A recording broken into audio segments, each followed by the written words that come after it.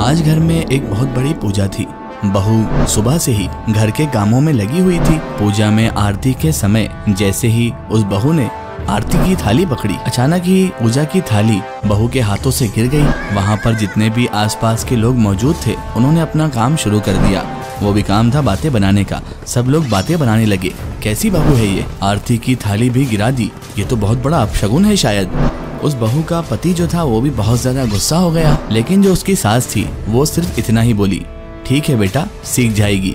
धीरे धीरे सभी खाना खाने बैठे। बहू सबको खाना पानी देती। पति के कुछ दोस्त आए हुए थे उस दिन। उसका पति बड़ा गुस्से वाला था, कभी चिल्लाता और कहता कोल्ड ड्रिंक लाओ, कभी ये लाओ कभी वो लाओ। इधर जो उसकी सास थी वो भी बहू से कभी कुछ मांगती तो कभी कुछ मांगती। बहू बेचारी सुबह से भूखी प्यासी काम किए जा रही थी।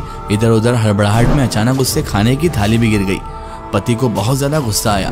पति गुस्से से पत्नी को थप्पड़ मारते हुए बोला, गंवार कहीं की, तुझसे इतना भी काम नहीं होता। सभी लोग ये सब देख रहे थे। वहाँ मौजूद महिलाओं को भी अब बहाना मिल गया। वो उसकी सास से कहने लगी, देखो तुम्हारी गंवार बहू ने आखिर क्या कर डाला। तभी अचानक उस बहू की सास उठी और अपने बेटे के पास गई, उसे एक जोरदार थप्पड़ रसीद किया और बोली, अरे नालायक, तूने मेरी बहू पर हाथ उठाया, तेरी हिम्मत कैसे हुई, तेरी टांगे तोड़ दूंगी। वो बच्ची बेचारी सुबह से घर का सारा काम कर रही है, न नाश्ता किया न ही उसने खाना खाया। उसके बाद सास बहू के पास गई और उसका हाथ पकड़कर बोली, मेरी बहू गंवार बिल्कुल नहीं है, वो तो खरा सोना है, खरा सोना।